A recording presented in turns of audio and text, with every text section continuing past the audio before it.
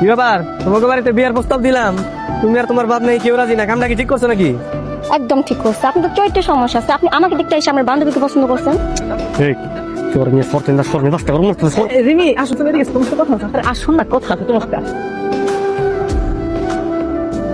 ও তো ঠিকই বলছে, ভালো ছেলেরা কখনো এক মেয়েকে দেখতে এসে আরেক মেয়ে পছন্দ করে?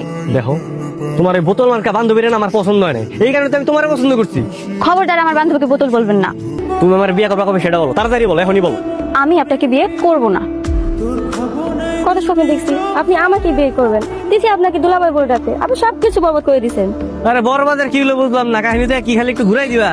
তোমার পছন্দ হয় না, তোমার বান্ধবীর পছন্দ হয়েছে, তোমার বান্ধবী আমার বউ, তুমি আমার শালী, একই তো কথা না রে। থাপড়ায় একদম বিয়ের শখ মিটাই দিব।